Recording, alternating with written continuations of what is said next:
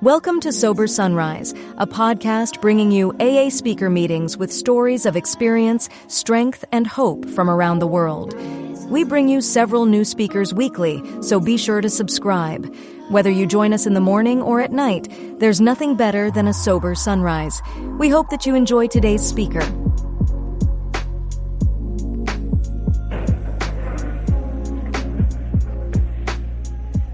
Thank you, thank you, thank you. I don't think we lost anybody. I figured we'd lose half of them, you know. The pretty part of the family has already been up here. My name is Chuck C. and I'm an alcoholic. Hi.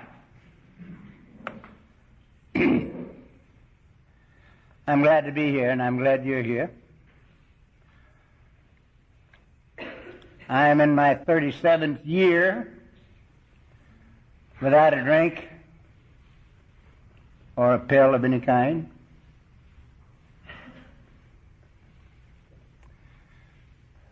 Due to the fact that there's a program called Alcoholics Anonymous, and there are people like you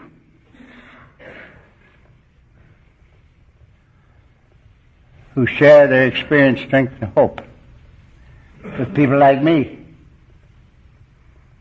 It's been no chore for me to be around here for 36 and a half years. This is the only easy life I have ever known. The only good life that's ever been mine. And I hope I have another 36 years. And I think I will. You don't think so, huh?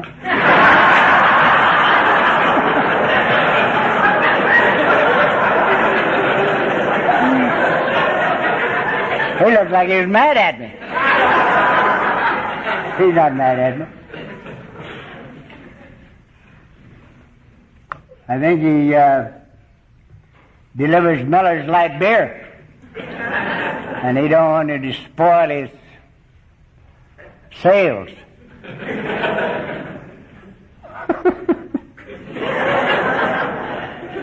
feel like a clown. You're in the right place.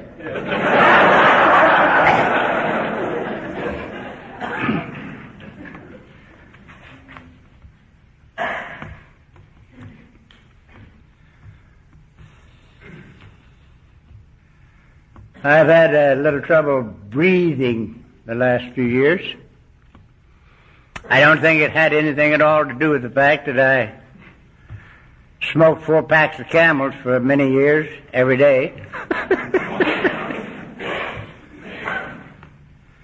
They told me about 20 years ago that I could either smoke or breathe.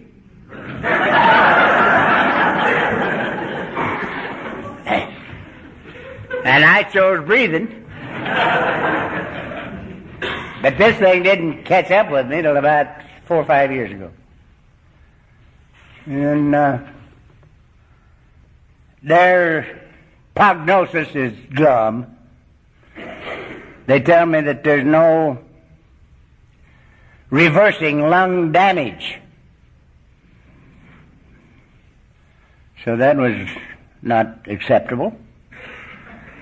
So I took a good look at myself, and I said to me, any power that could keep me from wanting a drink for 36 years, a tongue-chewing, babbling idiot drunk like me, I haven't even had one conscious desire for a drink since I got here. And I said to me, any power that could do that, this thing's peanuts. So I'm going to get well. And I've been getting well ever since. I don't know as I'm going to continue, because in July I'm supposed to let's kill you. I'm supposed to talk to the doctors at Hogue Hospital at lunch, and then I get through with that, and then I'm talking to the patients. The doctors only get 30 minutes, but the patient's supposed to get an hour and a half.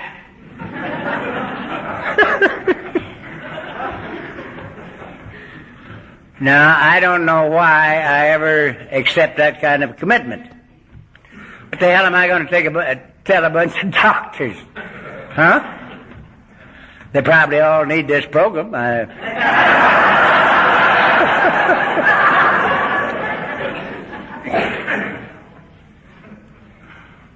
My own doctor, who is quite an expert in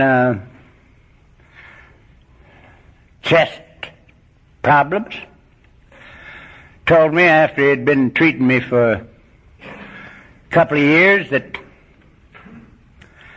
he would treat me and not charge me. If I'd treat him and not charge him.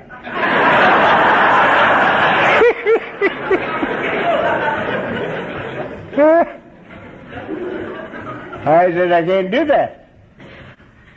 You have a license that gives you a right to charge. I ain't got no license. So you treat me and charge me, and I'll treat you and not charge you. Because when I talk, I have to call them as I see them. Even in this leper colony of ours.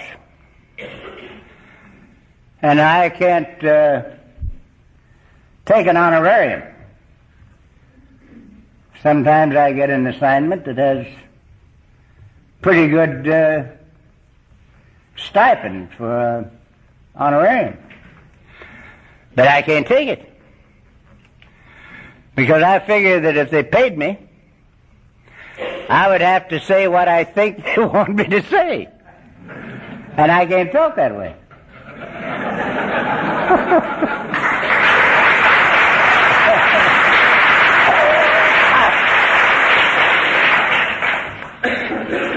So, I'm not charging you for this deal tonight. I wanted to when I saw this crowd.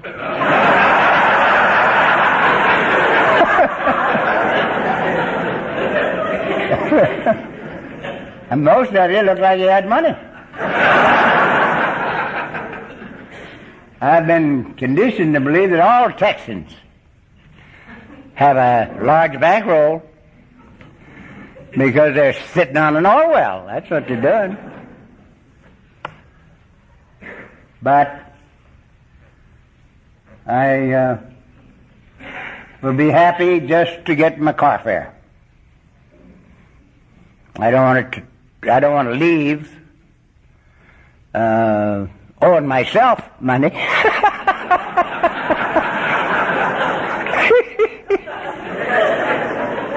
Oh, man.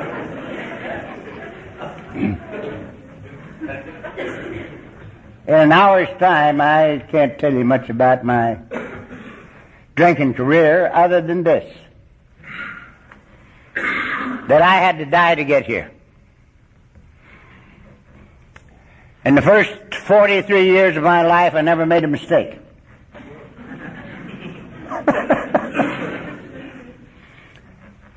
I always had some place to point the finger. It was never my fault. It was your fault. It was conditions. It was circumstances. It was the rotten society in which I was born. It was my wife's fault. And as good an excuse for drinking as she was. She couldn't hold a candle to her mother.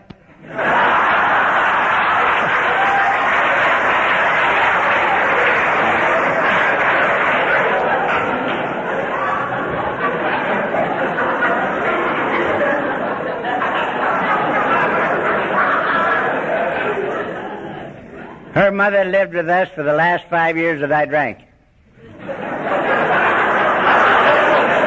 And she had a grandstand seat watching me crucify her only daughter. And she didn't like me very good. And I didn't like her that good. Because if she hadn't been living with us, I wouldn't have had to crucify her daughter. It was her fault. All the way through. She lived with us 5 years after I sobered up. And I could spend this evening beautifully telling you what this program did for her.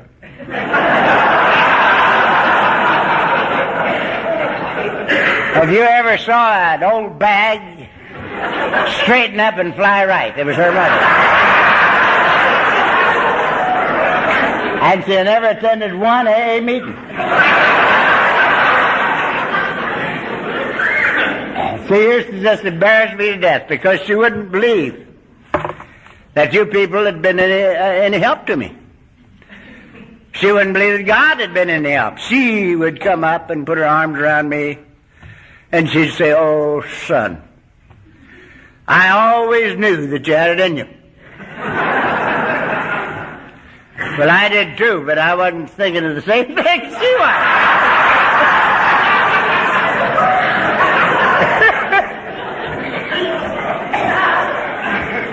And I want to tell you something.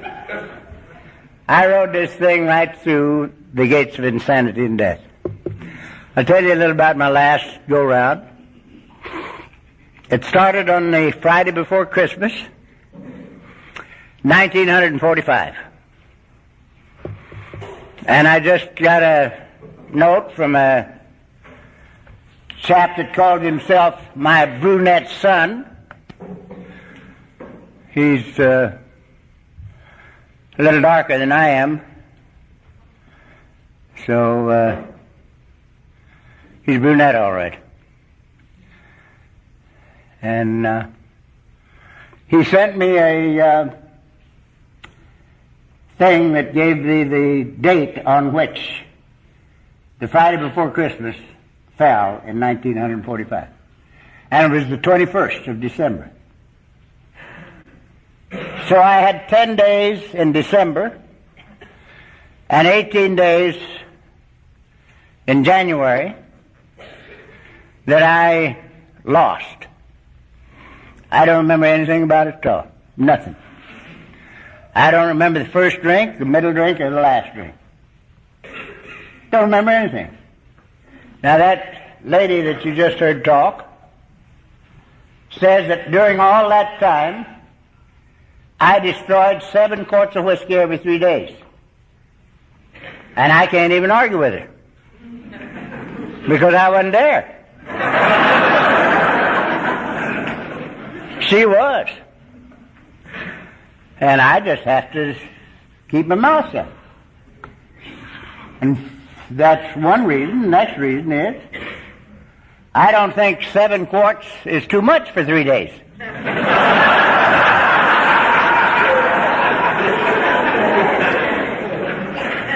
If you only work at it, maybe 15 days. But if you go 28 days, it's either too much or just enough. And in my case, it was just enough. Because I came to, after the middle of January 1946, with the clearest head I had ever had in my life. Because all of my excuses and all my I wants burned out in that 28 days. I did not surrender consciously. I had nothing to do with it. I can't even say to you tonight, well, I drank the whiskey, didn't I? And that's what burned them out, but I don't remember drinking the whiskey. So I can't even say that. I think if I could remember anything at all about that deal, I could figure out a way to take credit for the last 36 years. But I can't remember. I can't even say, well, I drank the whiskey, didn't I? Because I don't know. But when I came to, my excuses were gone, and my I wants were gone. And I saw me for the first time in my life with nothing between me and me. And for the first time in my life I admitted defeat. I had not one time in 43 years admitted defeat. I could not admit defeat. I had an older brother, 3.5 years older than I, and 3.5 years stronger. And we had one fight that lasted 20 years on the installment plan. And he beat the bejesus out of me for 20 years straight. But he couldn't make me believe it. I left home at 20, believing I could whip him. And he had whipped me for 20 years straight. I became a periodic 11 years before coming to this program because I was not going to lose to a bottle. No way. So I became periodic. And for 11 years, I was as dry as I am tonight, between every two drunks. But I always got drunk again.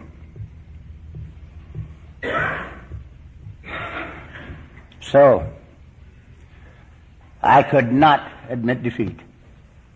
And fortunately for me, and I believe it to be the most fortunate single experience in my life, sometime between the Friday before Christmas and the middle of January,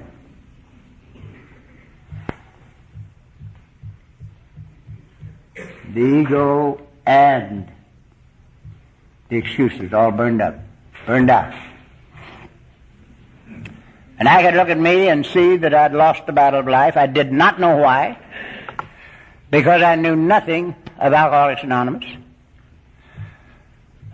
Nothing at all.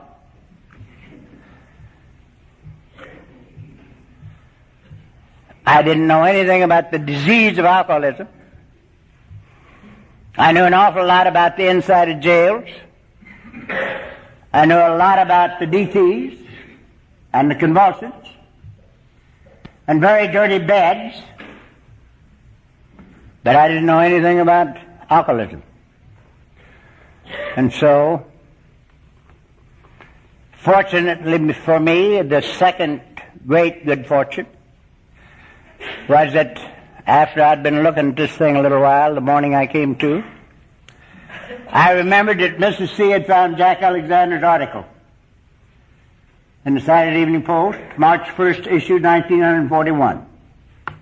She had read it, thought it might help me if I read it, so she put it on the left arm of the chair I sit in today, open at the right place, hoping that when I came in, if I came in, I'd read it. And evidently I did. But I never remembered a thing about it until that morning. And I remembered that I'd read it. Remembered only two things about it. Drunks help drunks. And didn't drink. And they called it Alcoholics Anonymous. And I said to myself, if I ever live to get out of this bed, I will find Alcoholics Anonymous.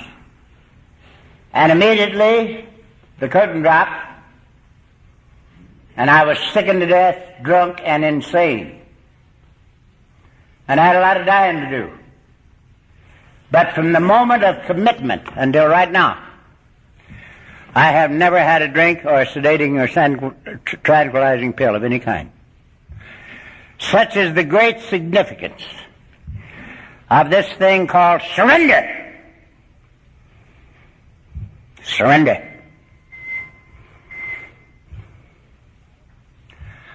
This is a battle we win by giving up the fight. In my opinion, one of the greatest lines in our book is we cease to fight anything or anybody. Because that's what happened to me. And I haven't had a drink or a pill since. And furthermore, And this I get a lot of repercussions over.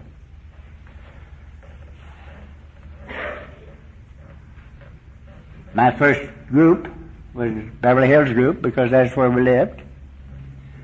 And when I'd get up before my group and tell them that I never had a conscious desire for a drink since my first appearance with you guys, half of it hit the floor. And they would say something that you shouldn't say in church. They'd say, "Chuck, you're a goddamn liar." That's what they'd say. In chorus.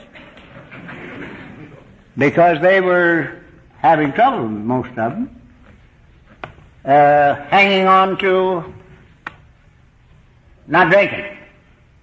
We call it white knuckle sobriety. I've never had it since I came to you.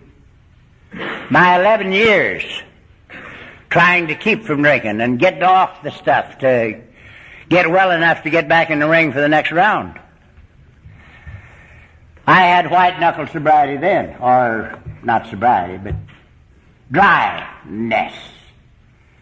I think we use the term sobriety too loosely amongst us.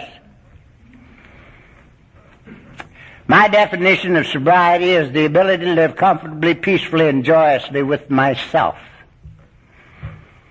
Because,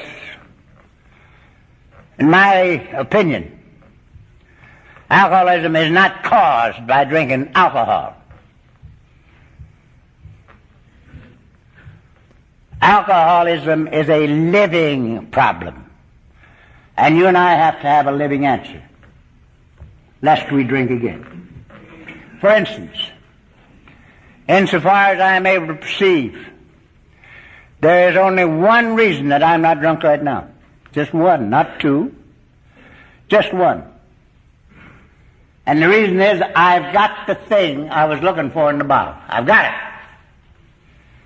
And what's the thing? It's the ability to live comfortably, peacefully, and joyously with me. And having that ability, I don't have the slightest difficulty living with you. Even the meatheads sitting here. Some of you I've known for quite a while. On me. I don't have any trouble living with you. I've had the privilege in the last 36 years of talking in many, many, many penitentiaries in different parts of the world. And I don't have any trouble there. I don't have a bit of trouble. It's not, the problem isn't out there. Our problem is inside. And I believe that every society that we have allowed to use our program is a living problem, just the same. I don't think Fatties Anonymous is an eating problem. Some of these days when I'm going to bounce a steel chair off my forehead. Because they've been trying now for years to get me to say, Overeaters Anonymous. That don't mean nothing to me. Fatties Anonymous has a real ring.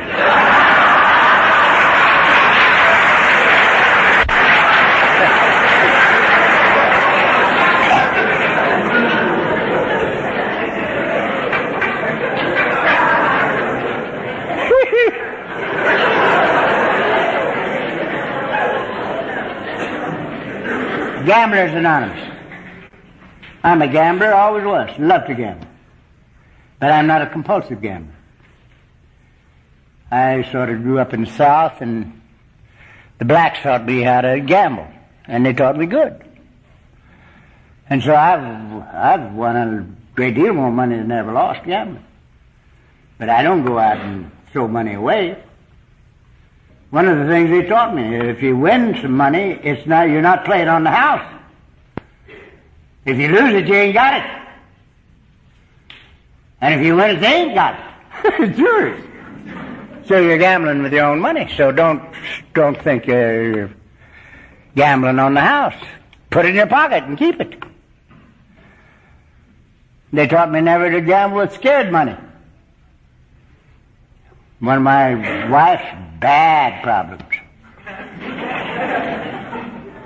And she can't gamble without having scared money. She pays the nickel slot machines and condemns herself. It's a jackpot and hates it because she's got their money.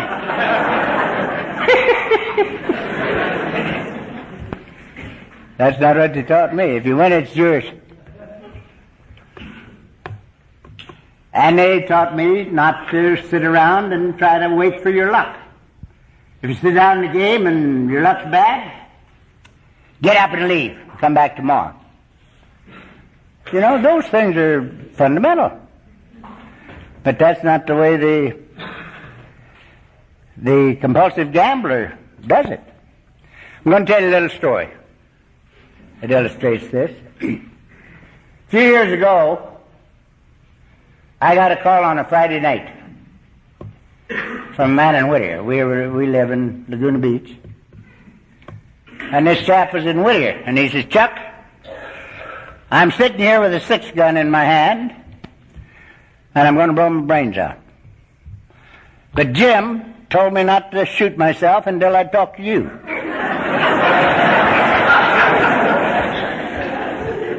Now he says, what do you got to say? Well, I says, you called me on a bad night.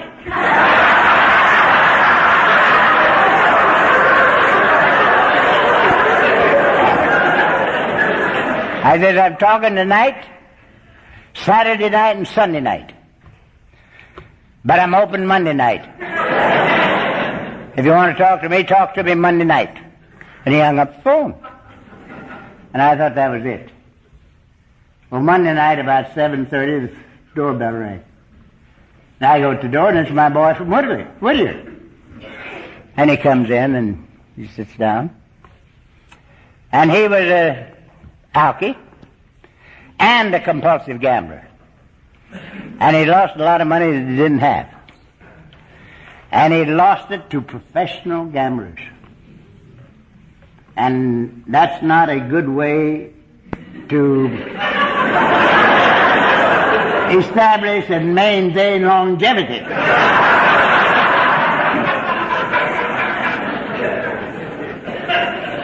And so we sat down there at 7:30, and we started the preamble, and at about 2 o'clock we were at step 8. And step 8 says we made a list of all persons we'd harmed and became willing to make amends to them all.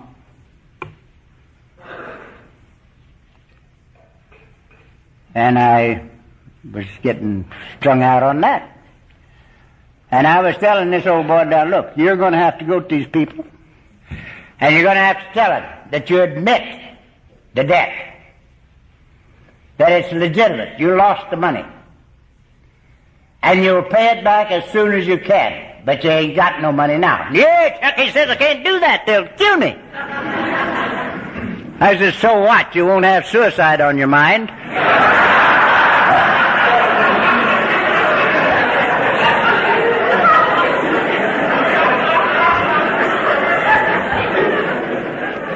And he started to laugh. And he's never quit laughing. He has never quit laughing. I walked out on the porch and listened to him all the way down the hill, laughing. Every time I meet him, he's laughing. And he ain't very dead. And he's paid off all his bills. And nobody killed him. You see, this is a beautiful thing. It's a beautiful thing.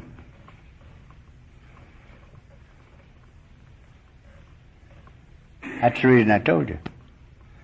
Because until we get rigorously self-honest, we're going to have trouble with this program. We got to learn how to be honest with us. before we can think too much about being honest with other people. Rigorous self-honesty is a golden key to this life that we find here. It's a fabulous thing. So I threw that in to make a point, and I won't belabor it. Mrs. C told you a few times how her life has changed since she has gotten to the place where she can laugh at herself.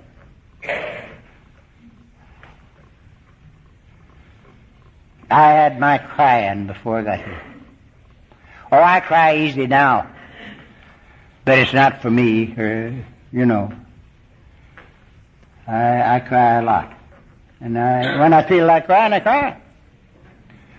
I stand up here at these podiums and cry like a damn baby. And it's all right with me, because I don't mind, you know. So,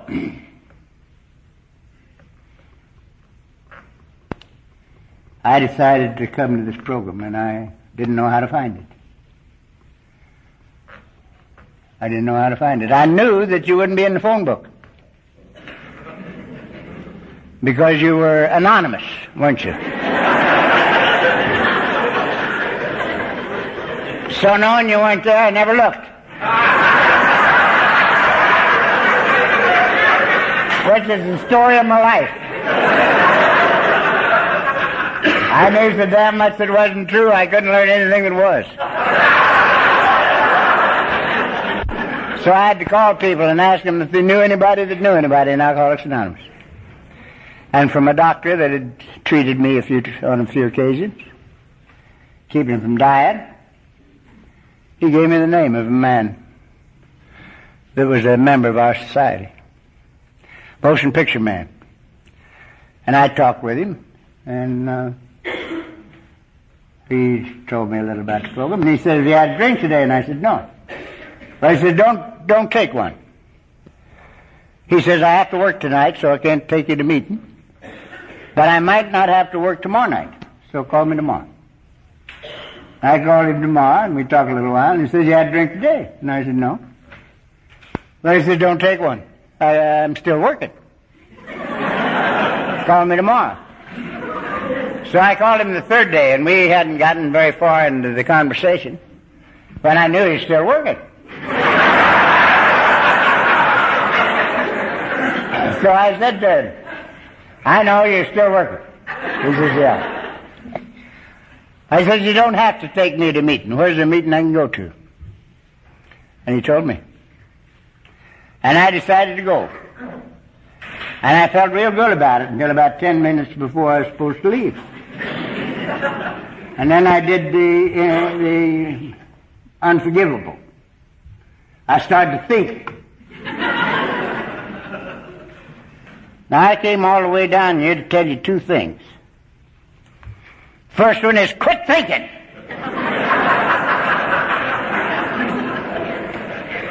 This is our problem. Liquor never was our problem. Thinking is our problem. If there was ever a bunch of screwball thinkers in the world, it's the alcoholics. We can justify anything in the world, including murder. You know. So quit thinking. You can live yourself into right thinking, but you can't think yourself into right living. I'm totally convinced that you can't find God looking for him. Because what you're looking for, you're looking with. And how are you going to find God out yonder when he ain't out there? Yours isn't. Yours is right there. So you got to turn your eyeballs around. It's an inside job. So, quit thinking. Get lost in life and find yourself in God. And the second thing is, I've forgotten.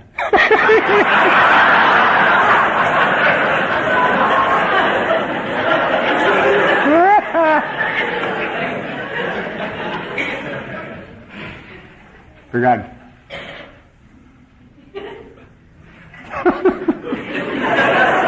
I'll bring this up a little later.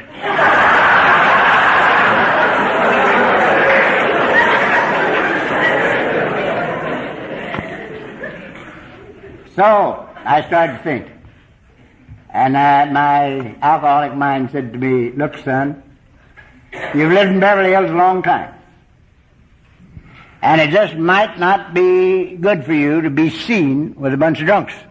Now, you'll never know how funny that is. Because the only guy in Beverly Hills that spent more time in the Beverly Hills jail than I did was the jailer.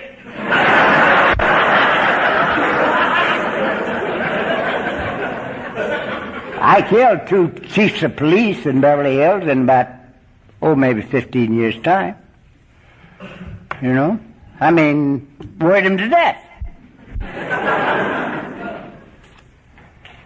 So, I was a little bit afraid that it might not be good for my reputation to be seen with you guys. But I talked myself out of it because it was time to do something.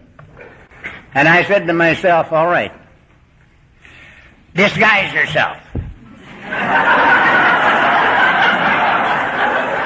So you won't be immediately recognizable. And get to that meeting. And I did. And I went to the meeting, and it was a great big hall, big as this one, only way deep, too. And right in the middle of the back wall, there was an outside door. And it was open. And I came up there and looked in, and there might have been 35 people there. Mind you, this is over 36 years ago. And they were all in the middle of the room, every one of them talking and nobody listening.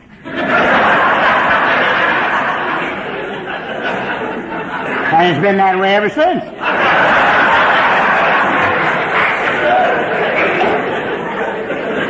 Now, I couldn't hear a word they said, but I could hear the mumbling, and it was happy. It was happy talk. I didn't hear the words, but it was happy talk. And I said to myself, they've given me the wrong dope. This is the wrong night. These are the veterans and their wives, and they're here for a party. Because it was the veterans of Foreign Wars Hall where they were having a meeting. And I'm going to have to leave and come back tonight. The drunks are here. And I turned to leave, and I was as near dead as I'll ever be, I guess, because at long last I'd come, and it was the wrong night. And here, the next minute, is the very essence of our program. This is the reason it works. When maybe nothing else does. I don't know. Somebody in the middle of that room had been watching me. And when I turned to leave, he came running over to the door. And he called after me. And he says, "Mister, were you looking for somebody?" And I said, "No, sir." Well, he said, "What were you looking for then?" And thinking he was a veteran, I said, "Well, if it would interest you, sir, I was looking for sobriety." And everything about that man changed just like that. He just lit up. Lit up just like you'd turned a light on inside him. And here's what he said to me. "Why, take off your hat and coat. You're in the right place." Well, he didn't know it, but he'd just stolen my disguise right there.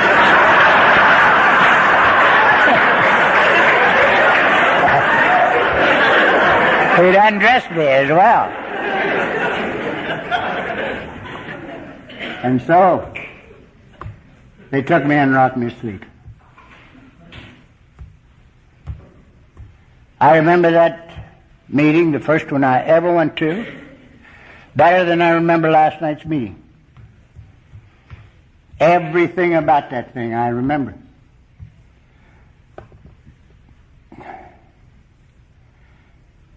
The very first thing they told me, they said, if you're an alcoholic, it's the first drink that's killing you.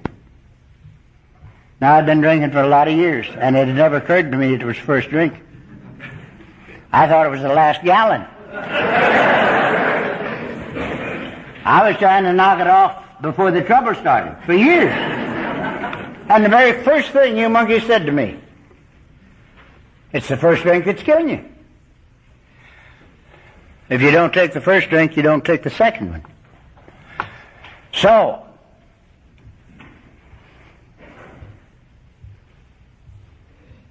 I played with that a little while and bought it, and I still got it. The second thing you told me, and this I wouldn't take all the oil in Texas for. There's a lot of oil down here. I know drunks down here that's got 43 oil wells.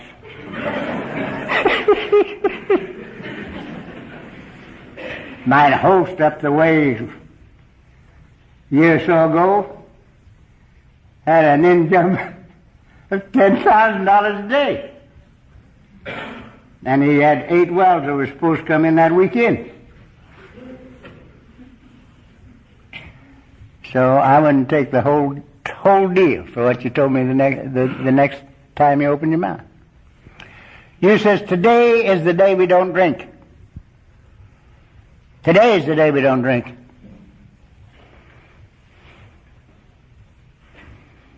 If you had told me that I had to stay sober 36 years, I'd have dropped dead. If you had said 36 days, I'd have dropped dead. But you didn't. You said today's the day we don't drink. Now, said you, regardless of how long you live in Alcoholics Anonymous, never expand that time more than 24 hours. And you went ahead to tell me that the past is nothing but guilt and the future is nothing but fear. And if you live in the now, you duck them both. Hear me? Right now is our time. This is my day. I have no past. I want no future. And I've lived this way for over 36 years now. And it's a cinch. It's a cinch. If I had to depend on what I read in the papers and what I hear over that insane TV stuff for my peace of mind and serenity purpose, I wouldn't have any. I wouldn't even finish this talk. I'd say, call me an ambulance. I'm going to the hospital.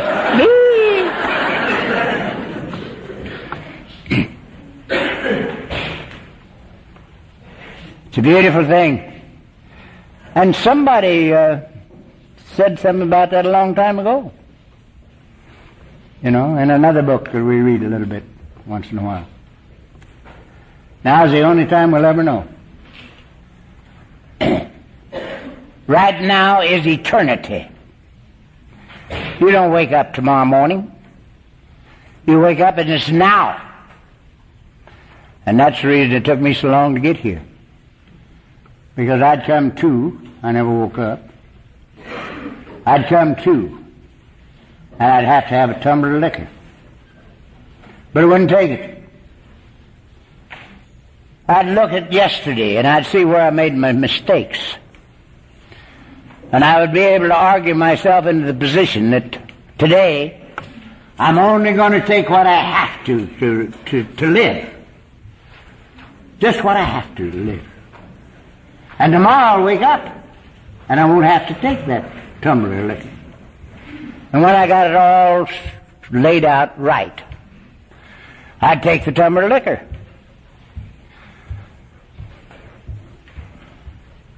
And tomorrow I would come to, and I still had to have a tumbler of liquor, you know.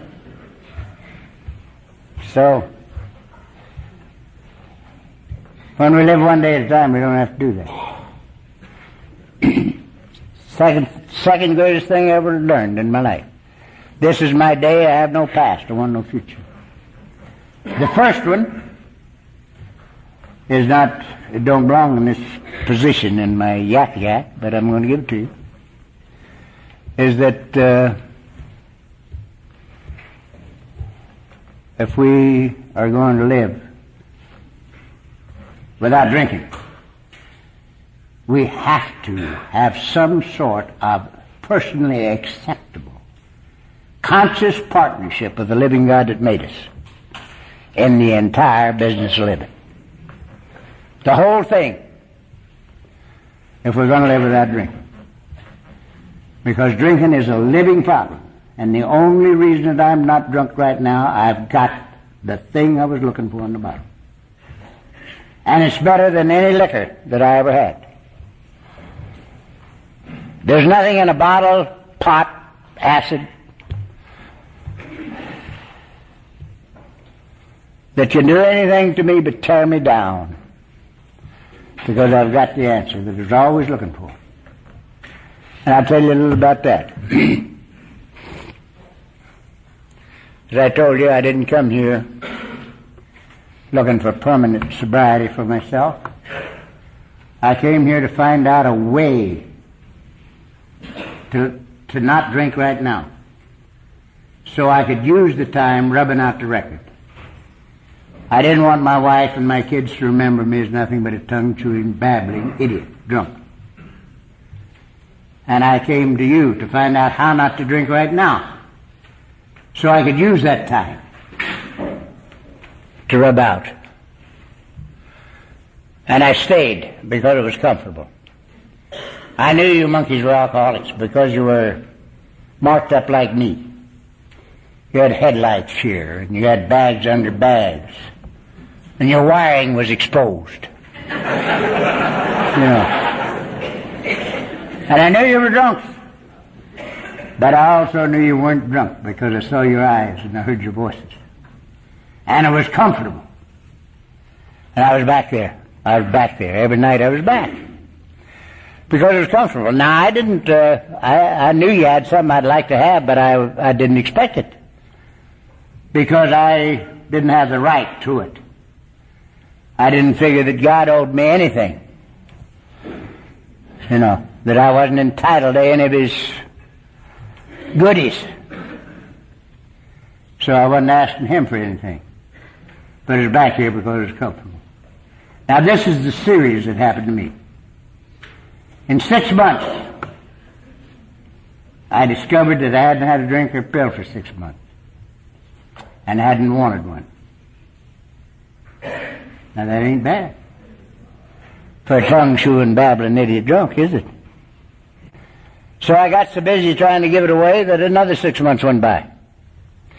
And I discovered I had a family. And they were living like kittens. And that wasn't a bad discovery. And a year went by. And I discovered that I was still down to the office trying to clean up my desk. And business was good. It was just good. Not a bad discovery. And another year went by. And I discovered that my own state of being was better than anything I'd ever known. It was just good to breathe in and out. I've rediscovered that lately, too. Those are pretty good discoveries. 6 years went by, and I discovered I had a God of my very own. Wherever I am, He is. Now this is the great discovery. This is what I was trying to bring about for 30 straight years, from 13 to 43, and missed on. And what I had given up on 6 years before, wasn't trying to bring it about at all. And 6 years went by, and I discovered I had a God of my very own. Wherever I am, He is. And I was so elated over this that I immediately started trying to figure out how I was going to show my gratitude. And the first thing I decided, I was going to build Him a plaque We were in the woodworking business, and I had some of the finest mechanics in the world. He could make anything out of wood and stainless steel and formica and stuff like that. So I'm going to build him a plaque. And I got it designed in my mind, and I finally, before I started him on the project, I said to myself, who are you going to give it to? And I could see me handing him this plaque, and he didn't take it. And I dropped it on my foot and broke my foot. So I had to laugh about that. So then I was back to the starting gate. I says, who are you going to give it to? And my second decision, I was going to become a Trappist monk. Now, I knew a lot about the Trappist monks. I'd read a lot about them. I loved them. And I said, I'll just be a Trappist monk. And then it hit me. Man, you're not even a Catholic.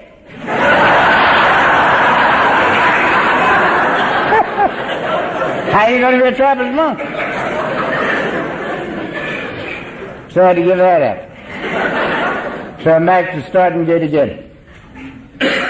And this time I got the answer. And there's a guy called St. Peter. The Catholics think he was the first pope. I don't think so. I won't explain that. But anyway, I call him Old Pete because before he became a saint, I could identify with him a little bit. You know, when he got caught with red-handed, he lied out of it. And I said to myself, he's a little bit alcoholic.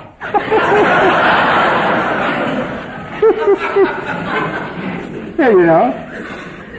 So, here I ran off this little dealie. The carpenter man called Old Pete in before he left, and he says, Peter, do you love me? And Pete says, yeah, Lord. He says, tend my sheep. Now, if you're Catholic, he said, tend my lambs, but I'm not Catholic. So he said, tend my sheep, as far as I'm concerned.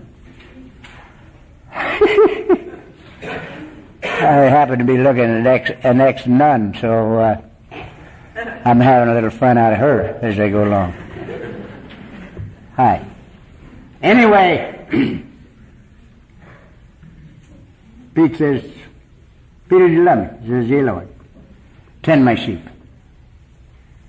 And he turned right around and said to him again, Peter, do you love me? Yea, Lord. Tend my sheep. And he turned right around and asked him again, Peter, do you love me? Yea, Lord. Tend my sheep. I said, he must have meant tend my sheep. He said it 3 times, you know. And I said, that's all I'm going to do. And that's all I've done. That's all I've done for 36 years. I've never tried to get anything for me in 36 years. I've never tried to go any place. I don't run my own life, or my wife's, or my kids. And everything's happened. Since I quit trying to run my life, and hers, and the kids, we've become a family. Since I quit trying to go any place, I've been all over the world. And since I quit trying to get something, I got rich.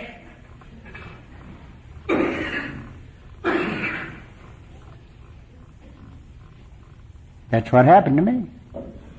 And I never tried to bring any of it about. I just tried to tend the sheep. That's all I've done. And if I'd go ahead, I would tell you that I had probably one of the greatest experiences in the business world that anybody ever had. In my 11th year, I bought the business that I was thrown out of. And when I sold it, I was wealthy. And my people made me wealthy. They wanted me to be wealthy. Now, you business people in this room, including my friend Ed back there, and he's a whale of a businessman, will know that this couldn't happen. Now, I'll tell you a little story first. I'm about to quit anyway because I'm getting hungry.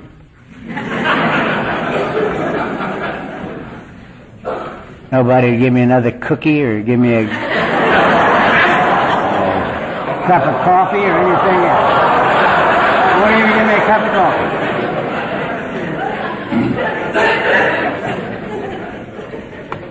We have a group at home called the West Covina Group. It's a big meeting and it's held in a church. And it's about 20 years old. And I've talked at every anniversary they've had. Clancy talks the Saturday before Christmas every year. It's a Saturday night meeting. Clancy, incidentally, claims that I'm his sponsor. I'm pretty sure that he asked me to be his sponsor so he could sponsor me. Because he's been running my life ever since I said, well, I won't really be your sponsor, but I'll give you anything I've got. But I won't think of you as my baby. So, he takes that as giving him the license to run my life. I ain't bad. But anyhow, I was out there last year waiting for him to call the meeting. And a man that I'd done hundreds of thousands of dollars worth of business with, I looked up and he was walking down the center aisle in that place. And he was non-alcoholic. I'd known him and done business with him for years and years. And I thought, what in the world's Bob doing here? He's not an alcoholic. So I went out and hugged him a little and told him how much I loved him. I said, Bob, what are you doing here? Well, he says, I was over to see so-and-so, a friend of his and a friend of mine who's a member of this society, this afternoon, and we had a good visit. And I said to him, what are you going to do tonight? He says, I'm going to an AA meeting. He says, you know who you're going to listen to? He says, yeah, I'm going to listen to old Chuck C. Because he always talks at our anniversary. Bob says, can I go with you? And here I am. And so I introduced him to the 4 or 5 guys that were talking with him there. Bob stood there looking at the floor. And he says, gentlemen, I want to tell you something about this guy. He says, he's the only man I ever did business in my life that I never asked to write down anything. And then he just stopped. And I figured that I ought to say something, you know. So I said, that's true, Bob.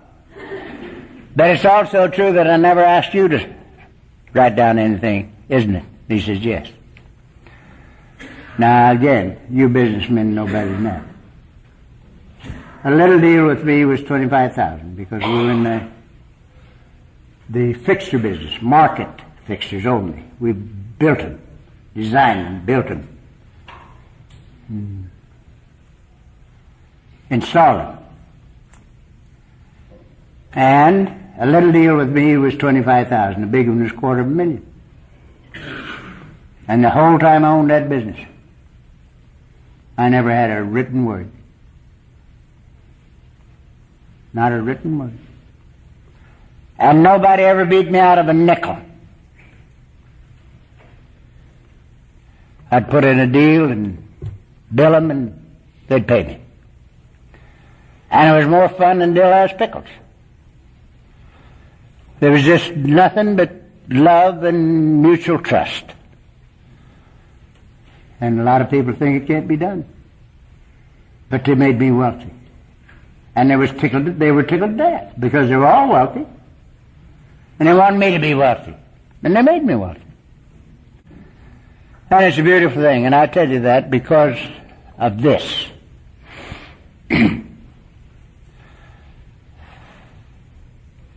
I am totally convinced that God don't think more of a salmon than he does of you. And you know that a salmon born at the headwaters of the Klamath River will go down that river when he's about that long, and he's liable to have gone clear to Japan and back, and right back up that Klamath River where he was born, and he spawns and dies. Now I get lost on the freeway with a sign every 90 feet. I have to have help in the airport. I suppose if there was just one line coming in, I'd have to have help because I get lost. And here's a salmon, goes all the way to Japan and back. And I said to myself, I wonder who his travel agent is.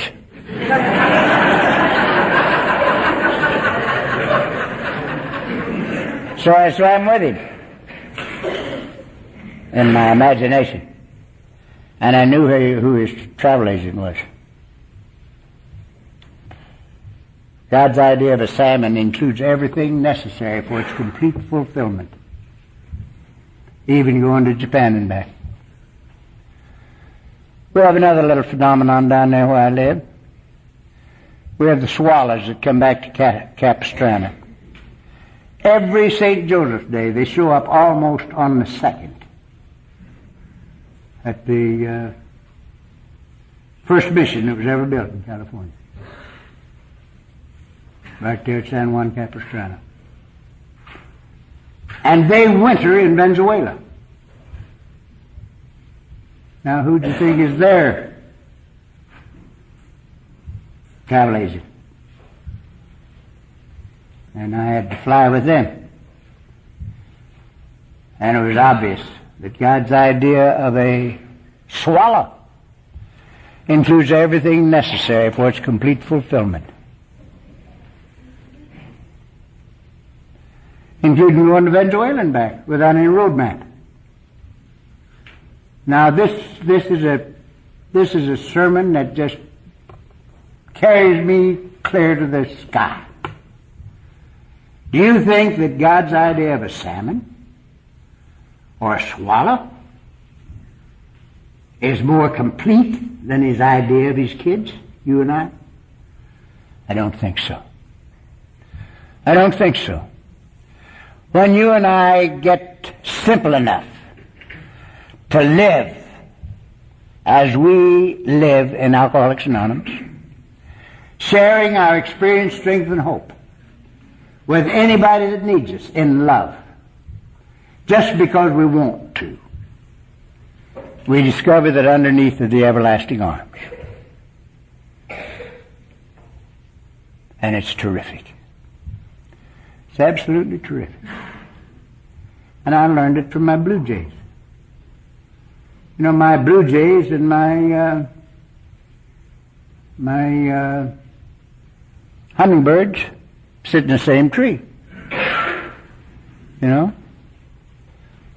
And I've been watching them. I feed them all the time. They break me up in business. Peanuts and sugar and stuff. And I have never yet heard one of those blue jays say to his partner, "Look at that so-and-so, he's flying backwards." I can't fly backwards. Why can't I fly backwards? You know. He don't even pay attention to him. He don't even know he's flying backwards. You know why? He don't give a damn. He's busy being himself. If I was a blue jay, I'd want to be a hummingbird.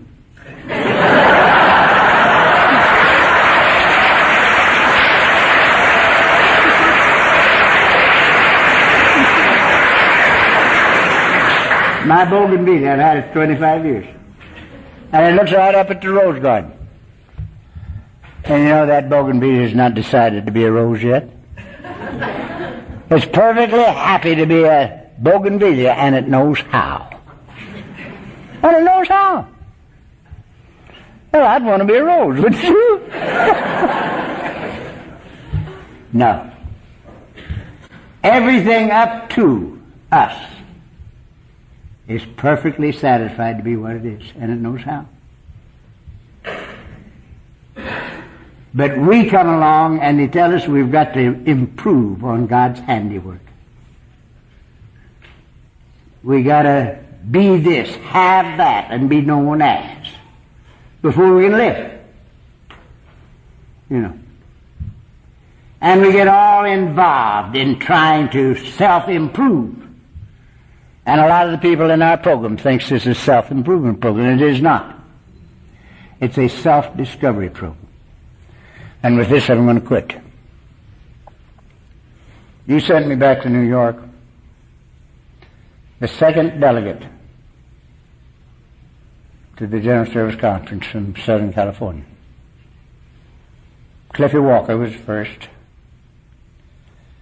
and I was the second. And I got to meet all the old-timers. I got to meet the whole bunch back here.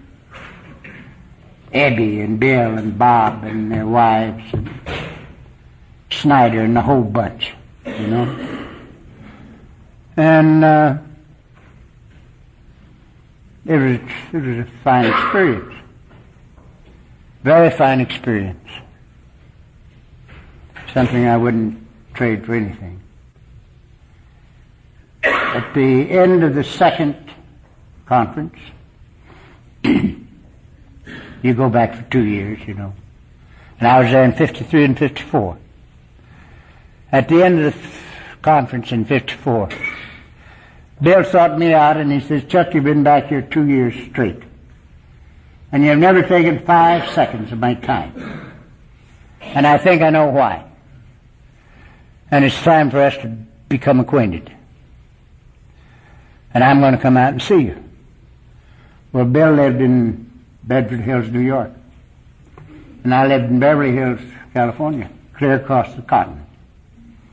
And he was the head man. And here I'm a neophyte. And he's going to come and see me. And for a while, I couldn't speak. And what I could, I said, Bill, if you're serious, we got room for you. And we'd love to have you. Now, that was in April 1954. In June 54, he was in our house in Beverly Hills. And from then until he died in 1971, Mrs. C. and I spent much time with him and Lois and in their house and in ours. And we got to know them quite well.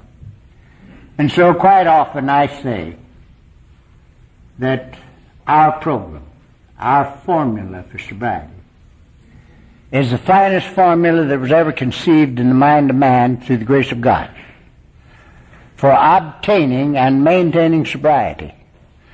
But it has 2 other facets that are equally miraculous.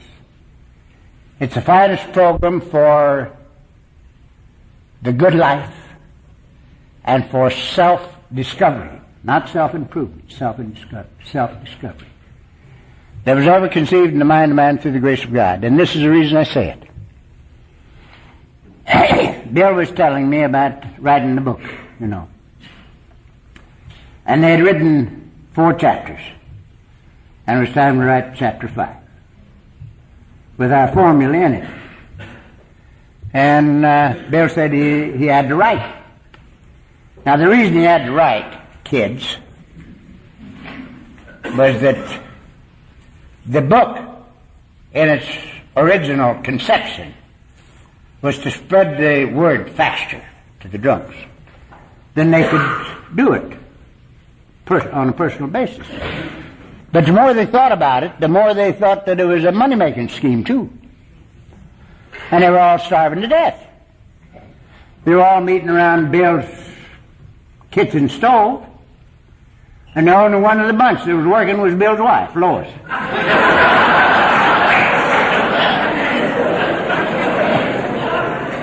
And she was working in Macy's basement. And they sort of wanted to get her out of that basement. So they were going to make a lot of money off the book. And it's time for him to write chapter 5. And Bill said he sat down and he had absolutely nothing to write. He was totally void. But he had to write. And they wouldn't have a book and they wouldn't have anything to sell. And Lois would have to remain in the basement. So he started to write. With nothing to write. And in 30 minutes he came up with the 12 steps. And the 12 steps have never been changed in essence. There's been a word here and a word there. But the meaning of the 12 steps has never changed in 47 years. And so that's the reason I say that it's the finest program that was ever conceived in the mind of man through the grace of God.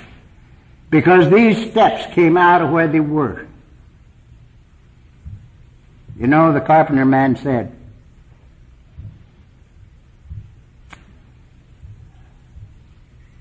I am in the Father, and He in me, and I in you. The carpenter man said, fear not, little flock, it's the Father's good pleasure to give us the kingdom. The carpenter man said,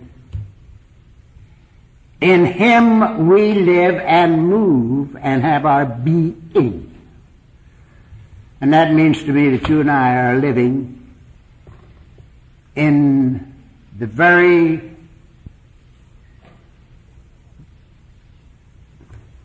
essence of God right now. When we're open, we get it from where it is. And when we're self-thinking, the doors are closed and we don't get nothing. You know? So, we got the 12 steps out of where they are. The infinite intelligence in which we live. Because, you see, God lives in us. And in all other creatures that live on this planet. I'm particularly impressed with the Hebrew word for God. It's Yahweh. And it means that which is. That which is. And it means all of that which is. And so we're related one to another. And to everything else that grows. Everything that lives. The birds and the bees. And the beautiful flowers. I was looking at your pink dogwood in this town. It's beautiful.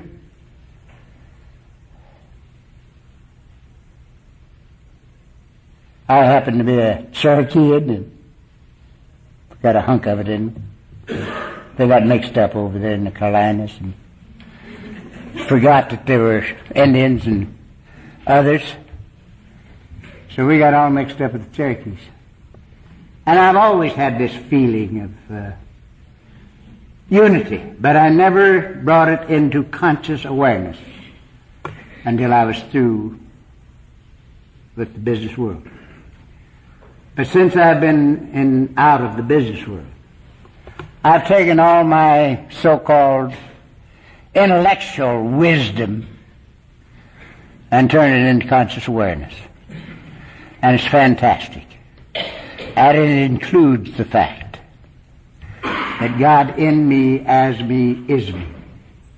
And God in you, as you, is you. And we can't change it. We can't change it. The carpenter man said it like this. Who by taking thought can add 1 cubit to his stature? Which means we can't change the reality of our own being. We can only change our experience in reality. I sit in the same chair I sat in for 10 years in hell. And now I have 36 years in heaven. In the same chair. Nothing happened to the chair. Nothing happened to the wife. Nothing happened to kids. Something happened to me. And I moved out of hell into heaven. And that's a sermon as long as from here to Mars and back. And it says, son, heaven was always in that chair.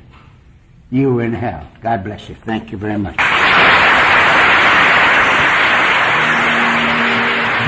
Thank you for listening to Sober Sunrise. If you enjoyed today's episode, please give it a thumbs up as it will help share the message. Until next time, have a great day.